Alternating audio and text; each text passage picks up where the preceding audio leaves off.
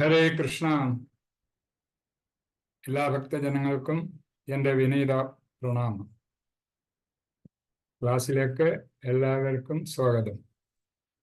ഹരേ കൃഷ്ണ.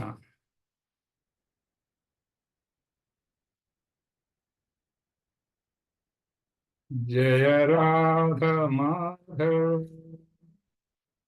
ജയ കുഞ്ച വിഹാരി ജയ രാധ മാധവ ജയ കുഞ്ച വിഹാരി ജയ ഗോപിജന വല്ലഭ ജയ ഗിരിവരധാരി ജയ യശോദാനന്ദന വ്രജ ജനരഞ്ജന ജയ യമുനാതിരാവനചാരി ജയ രാധ മാധവ ജയ കുഞ്ച വിഹാരി ജയ ഗോപിജന വല്ലഭ ജയ ഗിരിവരധാരി ജയ യശോദാനന്ദന വ്രജ ജനരഞ്ജന ജയ യമുനാതിരാവനചാരി.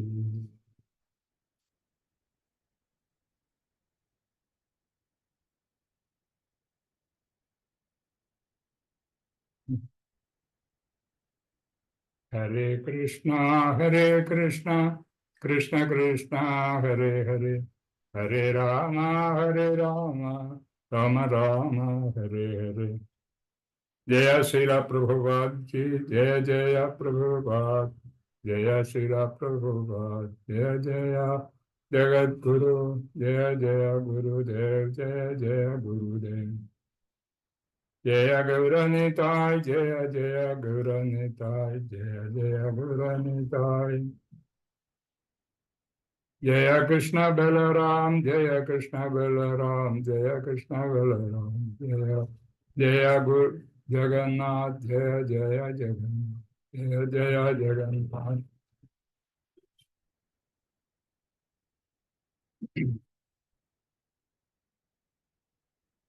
നമോ ഓം വിഷ്ണുപദായ കൃഷ്ണപൃഷ്ഠായ വിദുലേ ശ്രീമതേ മഹാവിഷ്ണുസ്വാമി നമോ ഓം വിഷ്ണുപദായ കൃഷ്ണപൃഷ്ഠായ വിദുലേ ശ്രീമതേ ഭക്തി വേദാന്ത സ്വാമിനെ നാമ്നെ നമസ്തേ സാരസ്വതേ ദേവേ ഗൗരവാണി പ്രചാരണേ നിർവിശേഷ ശൂന്യവാദി പാശ്ചാത്യേ സുധാരണ.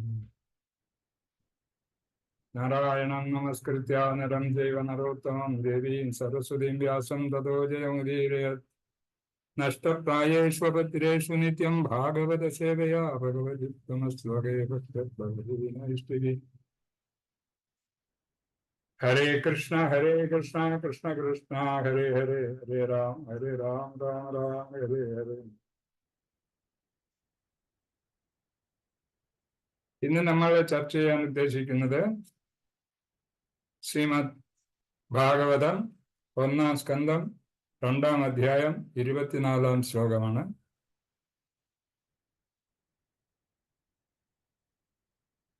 ശ്ലോകം വായിക്കാം. പാർത്ഥിവാദരുണോ ധൂമാം തസ്മാദഗ്നിസ്ത്രീമയി തമസസ്തു രജസ്താസ്മാത് സത്യം യത് ബ്രഹ്മദർശനം. പാർത്ഥിവാദരുണോ ധൂമ തസ്മാദഗ്നിസ്ത്രീമയാ തമസസ്തു രജസ്തമാത് സത്യം യത് ബ്രഹ്മദർശനം. പാർത്ഥിവാദരുണോ ധൂമ തസ്മാദഗ്നിസ്ത്രീമയാ തമസസ്തു രജസ്തസ്മാത് സത്യം യത് ബ്രഹ്മദർശനം.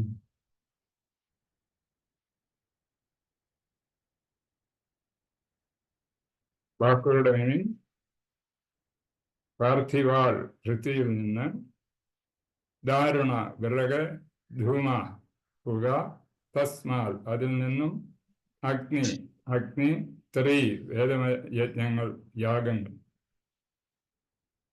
മയ നിർമ്മിതമായ, തമസ തമോ ഗുണത്തിൽ, ടു എന്നാൽ രജഗുണം, തസ്മാൽ അതിൽ നിന്നും, സത്വം സത്വഗുണം, യത് ഏത്, ബ്രഹ്മ നിരപേക്ഷ സത്യം, ദർശനം സാക്ഷാത്കാരം. ഹരേ കൃഷ്ണ. എല്ലാവർക്കും കേൾക്കാവോ? കേൾക്കാം പ്രഭു. ശരി. ശില പ്രഭുപാദർജിക്ക് ജയ്. വിവർത്തനവും ഭാവാർത്ഥവും. പൃഥ്വിയുടെ തന്നെ ഒരു രൂപാന്തരീകരണമാണ് വിറക്. എന്നാൽ പുക അസംസ്കൃത തടിയേക്കാൾ മെച്ചപ്പെട്ടതാണ്. പക്ഷേ അഗ്നി അധികം മേന്മയുള്ളതാകുന്നു. അഗ്നി മുഖേന വേദങ്ങൾ അനുശാസിക്കുന്ന യാഗങ്ങളിലൂടെ നാം പരമജ്ഞാന നേട്ടം പ്രാപ്തമാക്കുന്നു. അതേപോലെ രജോ ഗുണം തമോ ഗുണത്തേക്കാൾ മെച്ചപ്പെട്ടതാണെങ്കിലും സത്വഗുണം അതീവ മേന്മയുള്ളതാകുന്നു. എന്തെന്നാൽ സത്വഗുണത്തിൽ ഒരാൾ നിരപേക്ഷ സത്യസാക്ഷാത്കാരം സാധ്യമാക്കി തീർക്കുന്നു. ഭാവാർത്ഥം: മുകളിൽ വിശദമാക്കിയതുപോലെ ഭഗവാന്റെ ഭക്തിവിധ സേവനത്തിലൂടെ ഭൗതിക ആസ്തിത്വത്തിലെ ബദ്ധജീവിതത്തിൽ നിന്നും ഒരാൾ സ്വതന്ത്രനാകുന്നു. ഭഗവാന്റെ ഭക്തിവിധ സേവന യോഗ്യവാനാവാൻ ഒരാൾ സത്വഗുണ പദവിയിലേക്ക് ഉയരേണ്ടതാണെന്ന വസ്തുതയെ ഇവിടെ ആവർത്തിച്ച് സമാവേശിപ്പിച്ചിരിക്കുന്നു. എന്നാൽ പുരോഗമന പാതയിൽ അന്തരായങ്ങൾ ഉണ്ടായാൽ ആർക്കും തമോ ഗുണത്തിൽ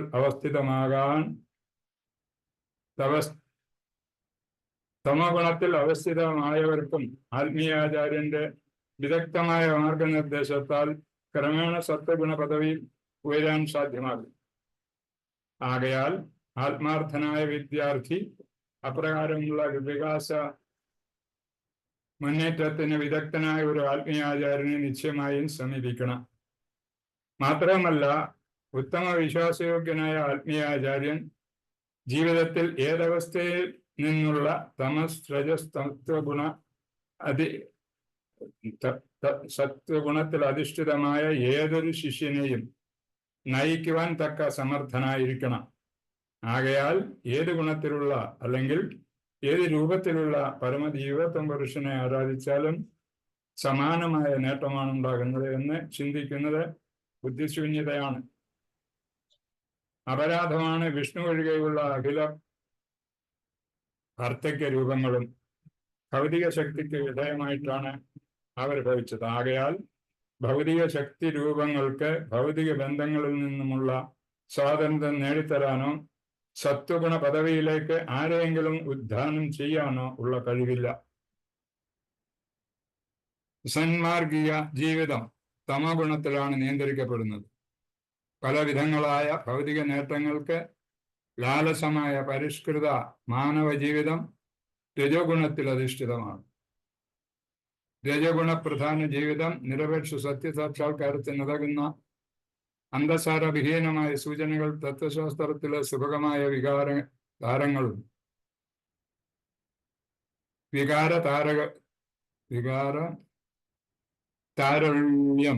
വികാരതാരല്യം, കല, സദാചാര, സന്മാർഗ മൂല്യങ്ങൾ ഉൾക്കൊള്ളുന്ന സംസ്കാര തത്വങ്ങൾ എന്നിവയാൽ പൂരിതമാണ്. എന്നാൽ സത്വഗുണം ഭൗതിക ഗുണങ്ങൾക്ക് അതീതമായ ഉത്തംഗ പദവിയിലാകുന്നു. നിരപേക്ഷ സത്യസാക്ഷാത്കാരത്തിന് ഒരാളെ യഥാർത്ഥമായി സത്വഗുണം സഹായിക്കുന്നു. മറ്റു വിധത്തിൽ പറഞ്ഞാൽ വ്യത്യസ്ത വിധങ്ങളായ ആരാധനാ രീതികൾ തമ്മിൽ ഗുണകരങ്ങളായ അന്തരമുണ്ട്. മാത്രമല്ല, ബ്രഹ്മാവ്, വിഷ്ണു, ശിവൻ എന്നീ പ്രബല ദേവന്മാരിൽ നിന്നും ലഭിക്കുന്ന യഥാനുക്രമമായ ഫലങ്ങളും വിഭിന്നമാണ്. ഹരേ കൃഷ്ണ. ഓം അജ്ഞാനതിമിരാന്ധസ്യ ജ്ഞാനാഞ്ജനശലാകയാ ചക്ഷുരുന്മീലിതം യേന തസ്മൈ ശ്രീ ഗുരുവേ നമഃ.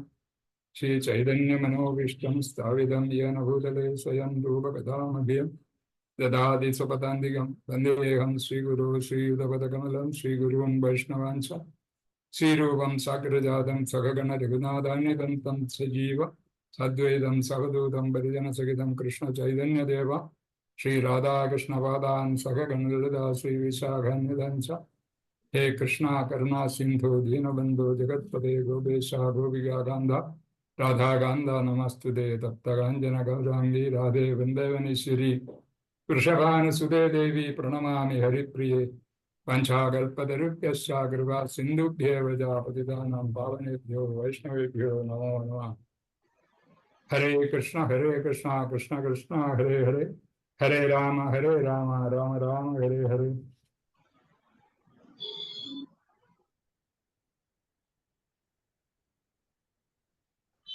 നമുക്കിനിയും ശ്ലോകത്തെ പറ്റി ഒന്ന് നോക്കാം. ഈ ശ്ലോകത്തിൽ വിവരിക്കുന്നത് വിറക് ഭൂമിയിൽ നിന്ന് ലഭിക്കുന്നു. ആ വിറക് ിൽ നിന്നും പുക ഉണ്ടാകുന്നു. ആ പുക കൂടെ തന്നെ തീയും ഉണ്ടാകുന്നു. അപ്പൊ അങ്ങനെ പുകയേക്കാൾ ശ്രേഷ്ഠമാണ് തീയ് എന്ന് പറയുന്നത്. അതുപോലെ തന്നെ നമ്മുടെ പ്രകൃതിയുടെ ഗുണങ്ങളെ പറ്റിയും പറയുന്നു. ഗുണത്തിനെക്കാട്ടിൽ മെച്ചപ്പെട്ടതാണ് രജോ ഗുണം, രജത്തെ ഗുണത്തേക്കാൾ മെച്ചപ്പെട്ടതാണ് സത്വഗുണം. അങ്ങനെ സത്വഗുണത്തിൽ എത്തിയെങ്കിൽ മാത്രമേ, അതായത് സത്വഗുണത്തിൽ എത്താതെ ഭഗവാനെ സാക്ഷാത്കരിക്കാൻ സാധിക്കുന്നില്ല. കഴിഞ്ഞ ശ്ലോകങ്ങളിലും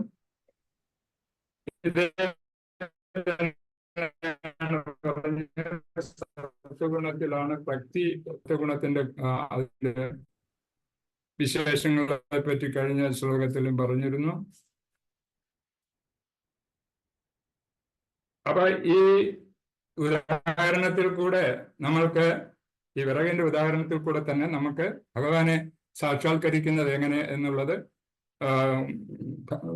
പ്രഭുപാദരി കാണിച്ചു തരികയാണ്. ഒരു ഉദാഹരണം അത് മെയിനായിട്ട് വെച്ചുകൊണ്ട് അദ്ദേഹം നമ്മുടെ ആ ഭക്തിയെ ഭഗവാനെ സാക്ഷാത്കരിക്കുന്ന രീതിയെ പറ്റി വിവരിക്കുകയാണ്. വിറക് കിട്ടണമെങ്കിൽ നമുക്ക് നമ്മുടെ ആവശ്യം എന്ന് പറയുന്നത് തീയാണ്, അതായത് ഊർജം. ആ തീയ് കിട്ടണമെങ്കിൽ അതിനു മുമ്പായിട്ട് പല പ്രവൃത്തികളുണ്ട്. നമുക്ക് വിറകുണ്ടാകണം. വിറകുണ്ടാകണമെങ്കിൽ ഭൂമി വേണം. ഭൂമി മാത്രം പോരാ, ആ ഭൂമി നല്ല വിധത്തിൽ വിറകിനെ സൃഷ്ടിക്കുന്നതായിരിക്കണം. അതായത് എല്ലാ ഭൂമിയിലും നമുക്ക് തടി ഉണ്ടാകത്തില്ല. തടി ഉണ്ടാകാത്ത സ്ഥലത്ത് തടി ഉണ്ടാക്കി അതിൽ നിന്നും വേണം നമുക്ക് വിറക് ഉൽപ്പാദിപ്പിക്കാൻ. അപ്പൊ അങ്ങനെ തീയിൽ എത്തുന്നതിന് മുമ്പായിട്ട് നമ്മൾ പല ഘടകങ്ങളും ആവശ്യമുണ്ട്. നമ്മുടെ ലക്ഷ്യം എന്ന് പറയുന്ന തീയ്, അതായത് ശരിക്കും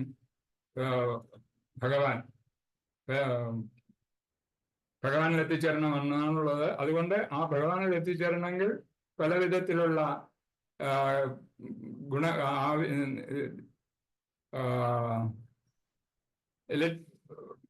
കർമ്മങ്ങൾ ചെയ്തെങ്കിൽ മാത്രമേ ആ ഭഗവാനിൽ എത്തിച്ചേരാൻ പറ്റൂ. അതിനെപ്പറ്റി ഉദാഹരിക്കുകയാണ് ഈ തീയുടെ കാര്യം. നമുക്ക് വിറകുണ്ടാക്കണമെങ്കിൽ തടി വളരുന്ന ഭൂമി ഉണ്ടായിരിക്കണം. എല്ലാ സ്ഥലവും ഭൂമി ഒരുപോലെ ആയിരിക്കത്തില്ല. അങ്ങനെ ആ ഭൂമി വൃക്ഷം നട്ട് വളരാൻ യോഗ്യതയാക്കി തീർക്കേണ്ടതുണ്ട്. അപ്പൊ അങ്ങനെ ആദ്യം മുതലേ നമ്മൾ ഈ സത്വഗുണത്തിൽ എത്തിച്ചേരണമെങ്കിൽ പല പല കാര്യങ്ങൾ നടത്തണം എന്നാണ് പറയുന്നത്.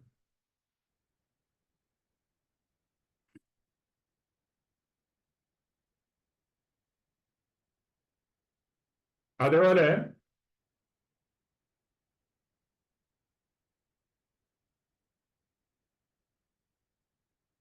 ഗുണാവതാരത്തെ പറ്റി നമുക്കറിയാം. ഗുണാവതാരങ്ങൾ ആരൊക്കെയാണെന്നുള്ളത് ബ്രഹ്മ, വിഷ്ണു, മഹേശ്വരൻ. ബ്രഹ്മ, വിഷ്ണു, മഹേശ്വരന്മാർക്ക് 3 ഗുണത്തിന്റെ അധീപന്മാരാണ്. അതായത് ബ്രഹ്മ രജഗുണത്തിന്റെയും വിഷ്ണു സത്വഗുണത്തിന്റെയും അതുപോലെ മഹേശ്വരൻ തമഗുണത്തിന്റെയും അധീപൻ. അപ്പൊ നമുക്ക് വേണ്ടത് ആരെയാണ് വേണ്ടത്? ഇതിനകത്ത് നമുക്ക് ഭക്തിയെ ശരിക്കും ലക്ഷ്യത്തിലെത്താൻ വേണ്ടി വിഷ്ണുവിനെയാണ് നമുക്ക് ആവശ്യം. അപ്പൊ അങ്ങനെ ആ വിഷ്ണു എന്ന് പറയുന്നത് ആരാണ്? സാക്ഷാൽ ഭഗവാൻ തന്നെയാണ്, പരമദിവ്യോത്തമ പുരുഷൻ തന്നെയാണ്. ഈ 3 വ്യക്തികളും ഭഗവാൻ ദിവ്യോത്തമ പുരുഷന്റെ അംശങ്ങൾ തന്നെയാണ്, അതിന്റെ ഭാഗങ്ങൾ തന്നെയാണ്.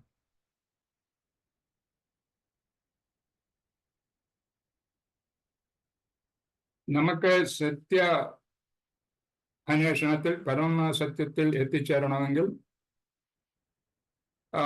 വിഷ്ണുവിനെയാണ് നമ്മൾ സ്വീകരിക്കേണ്ടത്. അപ്പൊ അങ്ങനെ ആ വിഷ്ണു എന്ന് പറയുന്നത് ഭഗവാൻ കൃഷ്ണൻ തന്നെയാണ്.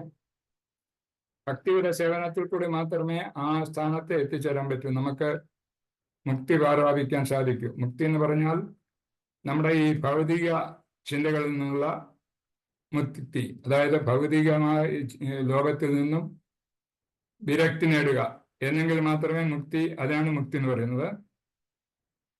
അതിനെ ഭക്തിയുത ഭഗവത് സേവനം ചെയ്യണമെങ്കിൽ സത്വഗുണത്തിൽ എത്തിച്ചേരണം. സത്വഗുണത്തിൽ എത്തിച്ചേരുന്നതിന് എല്ലാവർക്കും സാധിക്കത്തില്ലെന്നാണ് പറയുന്നത്. സത്വഗുണത്തിൽ എത്തിച്ചേരാം. തമോഗുണികളായ അനേകം വ്യക്തികൾ നമ്മുടെ കൂടുണ്ട്. അതുപോലെ തന്നെ രജഗുണത്തിലുള്ളവരുമുണ്ട്. അപ്പൊ ആ ഗുണത്തിൽ പെട്ടവരെ തമോ ഗുണത്തിൽ എത്തിക്കണമെങ്കിൽ അതിന് ആവശ്യമായത് ഒരു വിദഗ്ധനായ ഗുരുവിനെയാണ്. അതേ ഒരു ആചാര്യൻ. ആ ആചാര്യൻ എന്ന് പറയുന്നത് എല്ലാവർക്കും ആ തത്വജ്ഞാനം എങ്ങനെ ഭഗവാനെ സാക്ഷാത്കരിക്കാം എന്നുള്ളതിൻ്റെ തത്വങ്ങളൊക്കെ പറഞ്ഞു കൊടുത്ത് മനസ്സിലാക്കുന്ന വ്യക്തിയായിരിക്കണം. അതുപോലെ തന്നെ ഏത് ഗുണത്തിൽപ്പെട്ട ആളിനെയും സത്വഗുണത്തിൽ എത്തിക്കാൻ തക്ക യോഗ്യതയുള്ള ആളായിരിക്കണം ഈ ആചാര്യനായ നമ്മുടെ ആത്മീയ ഗുരു എന്ന് പറയുന്നു. അപ്പൊ അങ്ങനെയുള്ള ഒരു ഗുരുവിനെ കണ്ടുപിടിച്ച് അദ്ദേഹത്തിന്റെ ഉപദേശങ്ങൾ സ്വീകരിച്ച് അതിനുള്ള കർമ്മങ്ങളൊക്കെ ചെയ്തെങ്കിൽ മാത്രമേ നമുക്ക്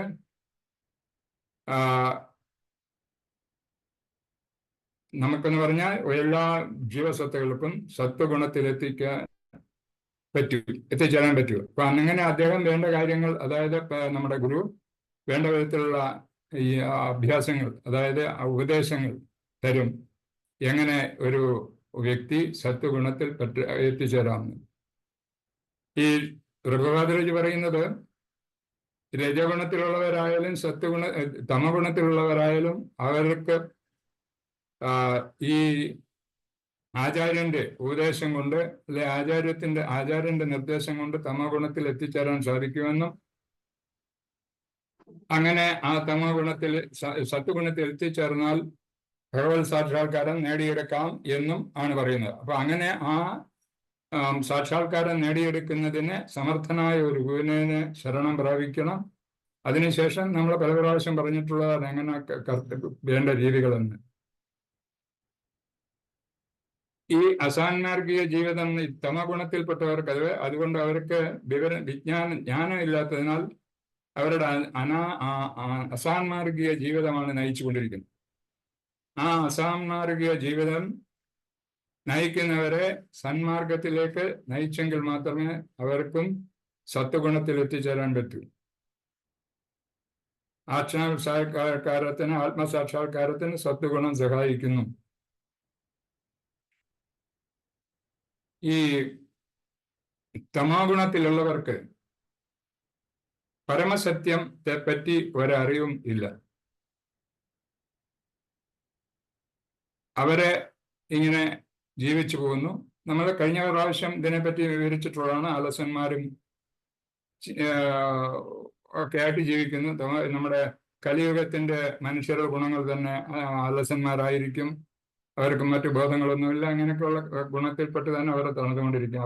അവരെയൊക്കെ മറിച്ചെടുക്കേണ്ടത് അവരുടെ ആ വിശേഷങ്ങൾ, അവരുടെ ആ ഗുണങ്ങൾ മാറ്റിയെടുക്കേണ്ടതും ഈ ആത്മീയ ഗുരുവിന്റെ കർത്തവ്യം തന്നെയാണ്. അപ്പൊ അത്രയ്ക്ക് വിദഗ്ധനായ ഒരു ആളായിരിക്കണം ആത്മീയ ഗുരുവായിട്ട് എത്തിച്ചേരേണ്ടത്.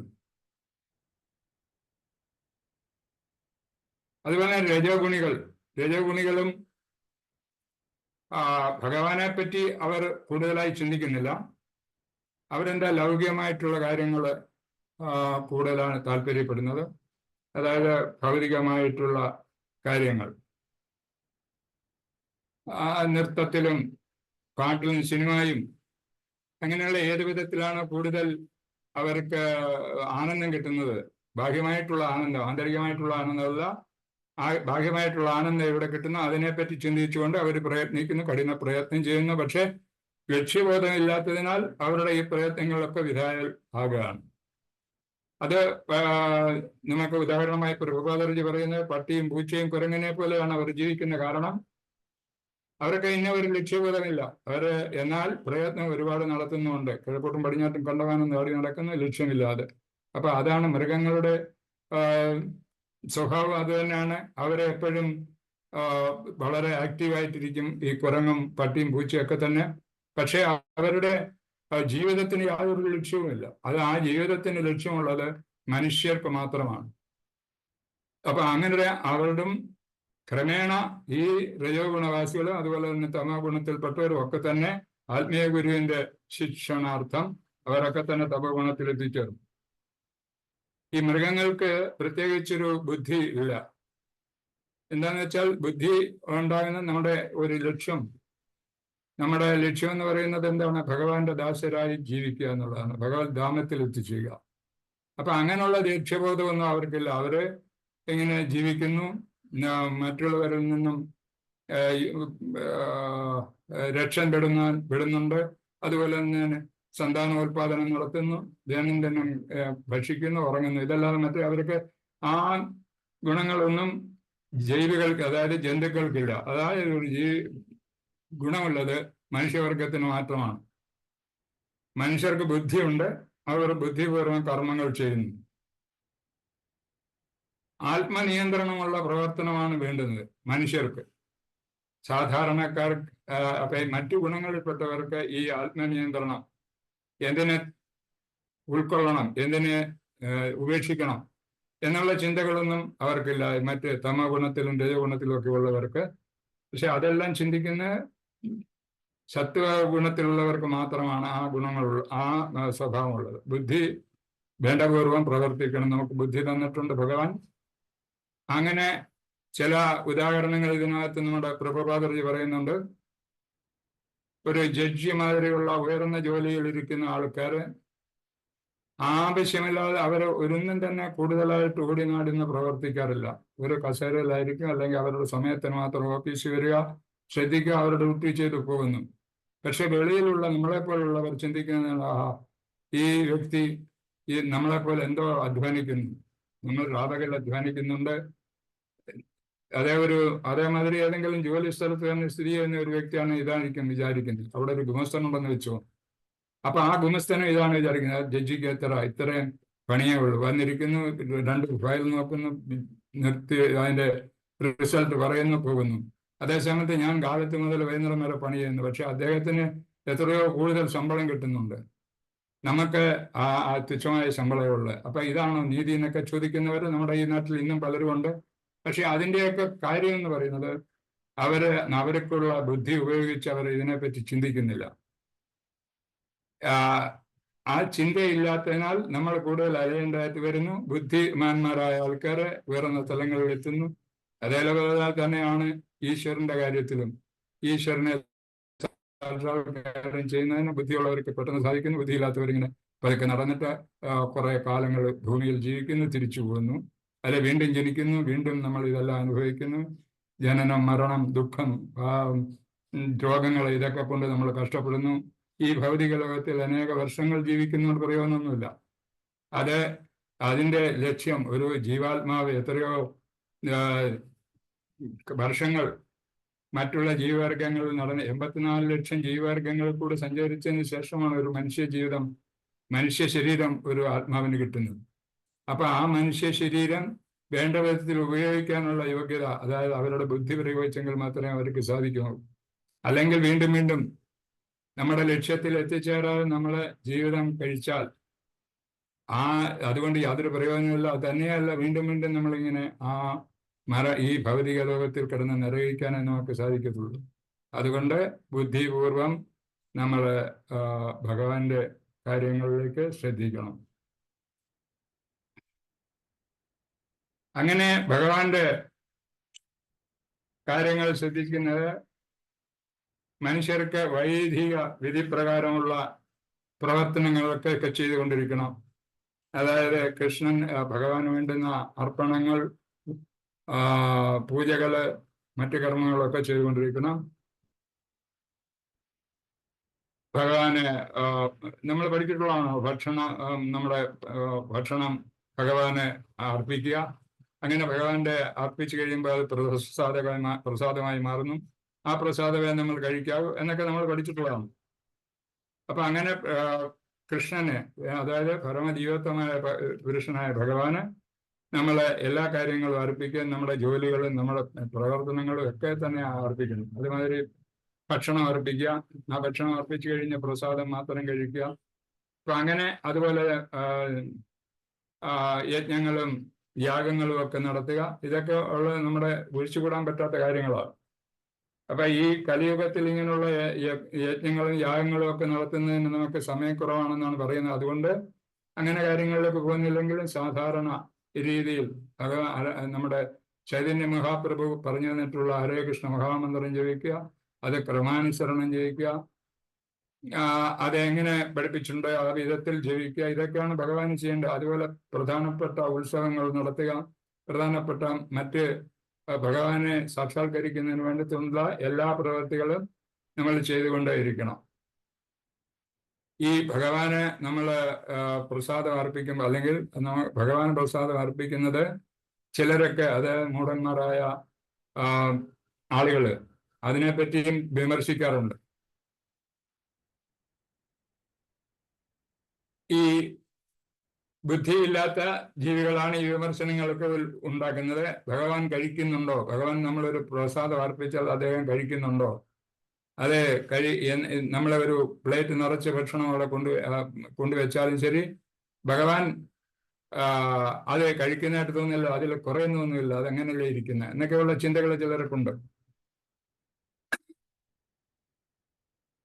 അത് കണ്ടെങ്കിലേ അവർ വിശ്വസിക്കുന്ന ചില ആളുകൾ പറയുന്നുണ്ട്. നമുക്ക് സാധാരണ നമ്മുടെ ഈ ഇന്ദ്രിയങ്ങൾ കൊണ്ട് ഭഗവാനെ നമുക്ക് കാണാൻ പറ്റുകയില്ല എന്ന് പല പ്രാവശ്യം നമ്മൾ പഠിച്ചിട്ടുണ്ട്. അതുപോലെ തന്നെ ഭഗവാൻ കൊടുക്കുന്ന ഭക്ഷണം, ഭഗവാൻ അർപ്പിക്കുന്ന ഭക്ഷണം, അത് ഭഗവാൻ സ്വീകരിക്കുകയോ ഇല്ലെന്ന് നമുക്ക് സംശയം ചിലർക്ക് ഉണ്ടാകാറുണ്ട്. അത് ശരിയല്ല. ഭഗവാന്റെ കാര്യത്തിൽ ഇന്ദ്രിയങ്ങൾ, അതീന്ദ്രിയങ്ങളായ ഇന്ദ്രിയങ്ങളാണ് ഭഗവാനുള്ളത്. ഒരേ ഇന്ദ്രിയം കൊണ്ട് തന്നെ പല പ്രവർത്തികൾ ചെയ്യാൻ സാധിക്കുന്നു. കണ്ണുകൊണ്ടും അദ്ദേഹത്തിന് ഭക്ഷണം കഴിക്കാൻ സാധിക്കുന്നു. അതുപോലെ പ്രകൃതിയിൽ തന്നെ പ്രകൃതിയുടെ പരിപോഷണം നടത്തുന്നതിനും ഭഗവാന്റെ ദൃഷ്ടികൾ മാത്രം പതിഞ്ഞാൽ മതി എന്ന് പറയുന്നുണ്ട്. അപ്പൊ അങ്ങനെ നമ്മളെ മാതിരി അല്ല ഭഗവാന്റെ കാര്യങ്ങൾ. നമ്മൾക്ക് കൈകൊണ്ട് ചെയ്യാവുന്ന പ്രവൃത്തി കൈകൊണ്ട് ചെയ്യാം, കണ്ണുകൊണ്ട് ചെയ്യുന്ന പ്രവൃത്തി കണ്ണുകൊണ്ട് മാത്രമേ പറ്റൂ, കാൽകൊണ്ട് ചെയ്യുന്ന പ്രവൃത്തി മറ്റു കൈകൊണ്ട് ചെയ്യാൻ പറ്റത്തില്ല. അപ്പൊ അങ്ങനെയൊക്കെയുള്ള പല പ്രശ്നങ്ങൾ ഭഗവാനും നമ്മളുമായിട്ടുണ്ട്, വ്യത്യാസങ്ങൾ. ഭഗവാനും നമ്മൾ ഒരേ ഗുണത്തിൽപ്പെട്ടവരാണെന്ന് പറയുമെങ്കിലും ശരി, ഭഗവാൻ അതീന്ദ്രിയ രൂപത്തിലാണ് എല്ലാ കാര്യങ്ങളും നടത്തുന്നത്. അതേസമയത്ത് നമ്മുടെ ഈ ഓരോ ഇന്ദ്രിയത്തിനും കൊടുത്തിട്ടുള്ള അതേ ചുമതലകൾ അതേ ഇന്ദ്രിയത്തിന്റെ എന്താ പ്രവർത്തിക്കണമെന്ന് വെച്ചാൽ അതുകൊണ്ട് മാത്രമേ ചെയ്യാൻ പറ്റുന്നുള്ളൂ. പക്ഷെ ഭഗവാൻ അങ്ങനല്ല. നമ്മുടെ കണ്ണടച്ചിട്ട് നമുക്ക് നോക്കിയാൽ ഒന്നും കാണാൻ സാധിക്കത്തില്ല. അതേസമയത്ത് ഭഗവാന് ഒരു കണ്ണടച്ചാലും അദ്ദേഹത്തിന് എല്ലാം കാണാൻ പറ്റും. അതുപോലെ അങ്ങനെ ഭഗവാന്റെ പല ഗുണങ്ങളുണ്ട്. ഒരു ഗുണം മാത്രമല്ല, ഈ ലോകത്തിലുള്ള സകല ജീവജാലങ്ങളെ പറ്റിയും ഭഗവാൻ അറിയുന്നുണ്ട്. അതേസമയത്ത് നമുക്ക് ഭഗവാനെ പോലും നമുക്കറിയാൻ സാധിക്കുന്നില്ല. അത്ര വ്യത്യാസം കൊണ്ട് നമ്മളും ഭഗവാനും തമ്മിലുള്ള കാര്യങ്ങൾ. ബ്രഹ്മസംഹിതയിൽ പറയുന്നത് നമുക്കറിയാം, അംഗാനിയസ്യ സകലേന്ദ്രിയ വൃത്തിമന്തി. അപ്പൊ അതായത് ഏത് ഇന്ദ്രിയങ്ങൾ കൊണ്ടും ഭഗവാന് എല്ലാ കാര്യങ്ങളും ചെയ്യാൻ സാധിക്കുമെന്നാണ് പറയുന്നത്. അതിന്റെ ഉണ്ട്. അതുപോലെ ഭഗവാൻ സമർപ്പണം ചെയ്യുന്നത് യാതൊരു ചിലവുമില്ലാത്ത വസ്തുക്കളെ കൊണ്ടും നിങ്ങൾക്ക് എനിക്ക് അർപ്പണം ചെയ്യാൻ സാധിക്കും. അതായത് പത്രമോ പുഷ്പമോ ഫലമോ ജലമോ എന്തും എനിക്ക് അർപ്പിച്ചാൽ ഞാനത് സ്വീകരിക്കുന്ന അറിവുണ്ട്. ഈ പറയുന്ന ഭഗവാൻ ഇങ്ങനെ പറയുന്നെങ്കിലും ഭഗവാന് നമ്മളെ ഒന്നും യാതൊരു ആവശ്യവും അദ്ദേഹത്തിന്, അതായത് സർവ്വസമ്പൂർണനാണ്. അദ്ദേഹത്തിന് യാതൊരു കാര്യങ്ങളും ചെയ്യേണ്ടതായിട്ടില്ല. അതുപോലെ തന്നെ യാതൊരു ആവശ്യവും അദ്ദേഹത്തിന് പ്രത്യേകിച്ച് നമ്മളിൽ നിന്നും സ്വീകരിക്കേണ്ടതായിട്ടില്ല. എങ്കിലും ഭക്തന്റെ ആഗ്രഹം, ഭക്തിപൂർവം നമ്മൾ ഭഗവാൻ എന്തു തന്നെ അർപ്പിച്ചാലും അദ്ദേഹം അത് സ്വീകരിക്കാൻ തൽപരനാണെന്ന് പറയുന്നുണ്ട്. ഒരു ശ്ലോകം ഭഗവത്ഗീതയിൽ പറഞ്ഞിട്ടുള്ളതാണ് ഇത്. പത്രമോ പുഷ്പമോ ഫലമോ ജലമോ എന്തും എനിക്ക് അർപ്പിച്ചാൽ ഞാനത് പരിപൂർണമായിട്ട് സ്വീകരിക്കും. പക്ഷെ ഒരു കണ്ടീഷനുണ്ട്, അത് ഭക്തിപൂർവ്വം മാത്രം ചെയ്യാൻ പാടുള്ളൂ. അങ്ങനെ ഉണ്ടെങ്കിൽ മാത്രമേ ഞാനത് അംഗീകരിക്കൂ, അല്ലെങ്കിൽ ഞാനത് സ്വീകരിക്കൂ എന്നും പറയുന്നു.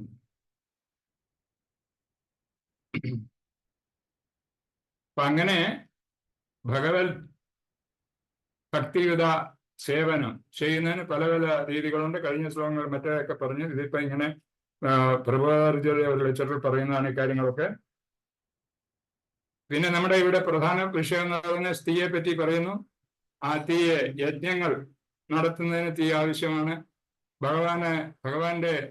ഭഗവാനെ കണ്ടെത്തുന്നതിനും അതുപോലെ തന്നെ ഭഗവാന്റെ പ്രീതിക്കും വേണ്ടി നമ്മൾ യജ്ഞങ്ങളും യാഗങ്ങളും ഒക്കെ ചെയ്യുന്നുണ്ട്. അവിടെയും തീ അത്യാവശ്യമാണ്.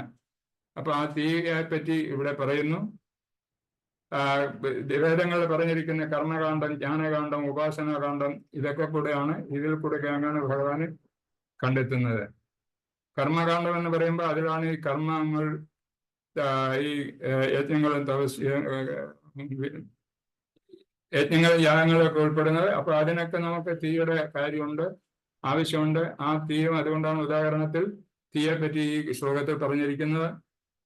പിന്നെ ജ്ഞാനകാന്ഡം പറയുന്ന ഉപാസനകാന്ഡം, ഇതൊക്കെ കൂടെ ഭഗവാനെ കാണുന്നതിനും ഭഗവാനെ അറിയുന്നതിനും വേദങ്ങൾ നിഷ്കരിച്ചിട്ടുള്ളത് തന്നെയാണ് ഇതൊക്കെ തന്നെ.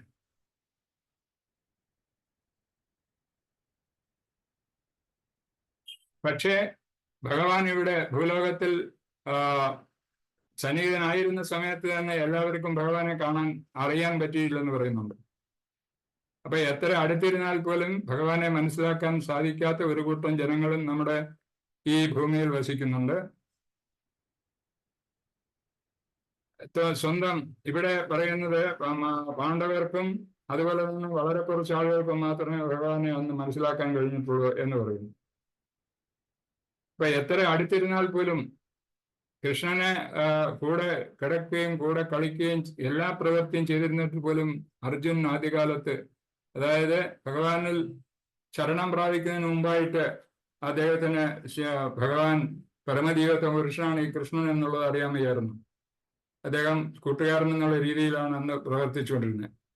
അപ്പൊ അതുപോലെ പക്ഷേ പാണ്ഡവർ അതിനുശേഷം അവർ മഹാഭക്തന്മാരായിരുന്നതിനാൽ അവർക്ക് ഭഗവാനെ പറ്റി തിരിച്ചറിയാൻ പറ്റി. അതുപോലെ അന്ന് വൃന്ദാവനത്തിലുള്ള ഗോപികമാർക്ക് തിരിച്ചറിയാൻ സാധിക്കുന്നുണ്ടായിരുന്നു.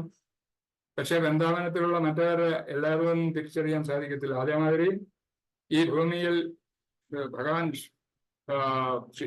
വസിച്ചുകൊണ്ട് സാന്നിധ്യം ഉണ്ടായിരുന്ന കാലത്ത് പോലും എല്ലാവർക്കും ഭഗവാനെ തിരിച്ചറിയാൻ പറ്റിയില്ല. അപ്പൊ അതിന് പ്രത്യേകിച്ച ഗുണം, എല്ലാവരും സത്വഗുണത്തിൽ അധിഷ്ഠമായി ജീവിച്ചെങ്കിൽ മാത്രമേ ഭഗവാനെ മനസ്സിലാക്കാൻ സാധിക്കൂ.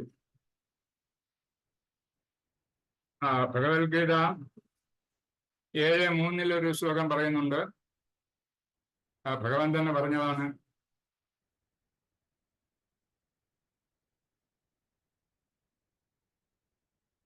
ആർക്കെങ്കിലും അറിയാമെങ്കിൽ പറയാം.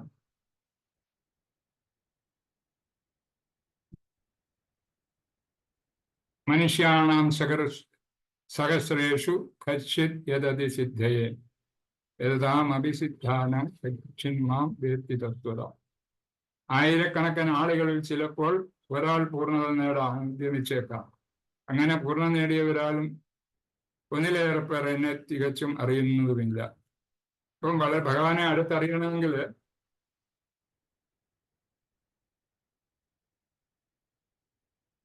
വളരെ പ്രയാസമാണ്. അപ്പൊ അതിനെ അറിയുന്നതിനുള്ള മാർഗങ്ങളെ പറ്റിയാണ് ഈ ശ്ലോകത്തിൽ പറയുന്നത്. സത്യഗുണത്തിൽ അധിഷ്ഠിതമായി ഭഗവത് ഭക്തിയുത സേവനം ചെയ്താൽ മാത്രമേ ഭഗവാനെ മനസ്സിലാക്കാൻ സാധിക്കുന്നു എന്ന് പറയുന്നു.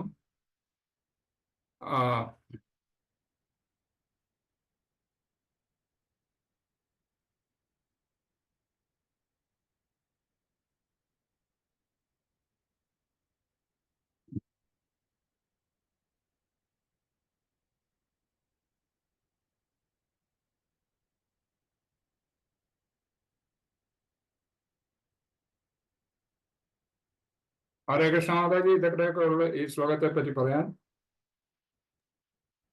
ഹരേ കൃഷ്ണ പ്രഭു.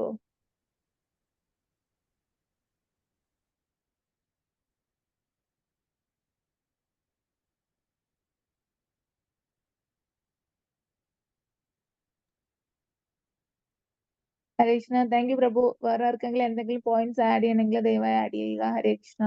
എന്താ? ഹരേ കൃഷ്ണ, കേട്ടില്ല. ഇല്ല പ്രഭു, വേറെ ആർക്കെങ്കിലും എന്തെങ്കിലും പോയിന്റ്സ് ആഡ് ചെയ്യാനുണ്ടെങ്കിൽ ആഡ് ചെയ്യാൻ പറഞ്ഞതാ. അതെ അതെ.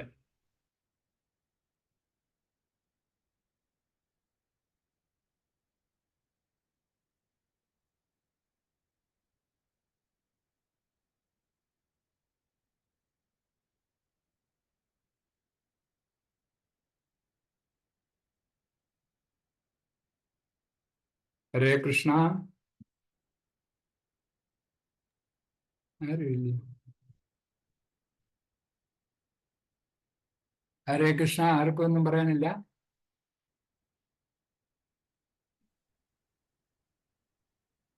ഇല്ലാന്ന് തോന്നുന്നു പ്രഭു. പറയാൻ വിട്ടുപോയ കാര്യങ്ങളോ കൂടുതൽ പറയാനുണ്ടെങ്കിലോ ആർക്കെങ്കിലും ഉണ്ടെങ്കിൽ പറയാം. ഹരേ കൃഷ്ണ. സമയം ഇനി 10 മിനിറ്റ് ഉണ്ട്.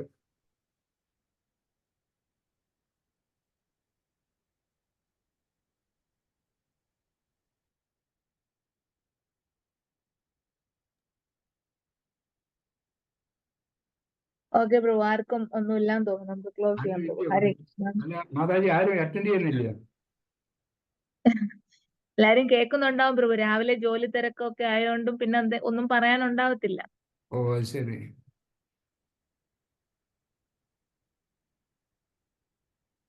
ഞാൻ ഇന്നലെ അറിയുന്നേ ഇങ്ങനെ. ഞാൻ ഇട്ടിരുന്നല്ലോ പ്രഭു, ശ്രദ്ധിച്ചില്ലായിരുന്നോ? ഇല്ല, ഞാൻ വാട്സപ്പിൽ. ശ്രദ്ധിച്ചില്ല. ഇന്നലെ ശരി. ബുധനാഴ്ച ആയിരിക്കുമല്ലോ എന്ന് വിചാരിച്ചിങ്ങനെ ഇരുന്നു. അപ്പോഴാ okay okay okay okay okay. ഞാൻ മെസ്സേജ് ഇട്ടിരുന്നു പ്രഭു, കണ്ടില്ല. കേൾക്കുന്നുണ്ട് മാജി, കേൾക്കുന്നുണ്ട്. പക്ഷെ ഡ്രൈവിംഗിലാണ്, അതാ. എന്തോ? ഹരേ കൃഷ്ണ, എന്താ പറഞ്ഞേ? പ്രഭു ഡ്രൈവ് ചെയ്യാന്നാ പറഞ്ഞ. പരമാനന്ദ പ്രഭു ഡ്രൈവ് ചെയ്ത് ജോലിക്ക് പോകാൻ വേണ്ടി ഡ്രൈവ് ചെയ്തോണ്ടിരിക്കുക. കേൾക്കുന്നുണ്ടായിരുന്നു ക്ലാസ് എന്നാ പറഞ്ഞേ. അത് ശരി. ഓക്കെ പ്രഭു, താങ്ക് യു പ്രഭു. ഹരേ കൃഷ്ണ. ഞാൻ മെസ്സേജ് ഇട്ടിട്ടുണ്ടായിരുന്നു. ഞാൻ അടുത്ത ക്ലാസിന്റെ ഡേറ്റ് ഇട്ടേക്കാം ഒന്നുകൂടെ. ഇല്ല, അത് കണ്ടു ഞാൻ. കണ്ട്. ശരി ശരി ശരി ശരി. ഓക്കെ പ്രഭു. ഹരേ കൃഷ്ണ. ഹരേ കൃഷ്ണ. ഹരേ കൃഷ്ണ. പഞ്ചകൽപതരുഭ്യശ്ച കൃപാ സിന്ധുഭ്യേവ ച പതിതാനാം പാവനേഭ്യോ വൈഷ്ണവേഭ്യോ നമോ. ഹരേ കൃഷ്ണ.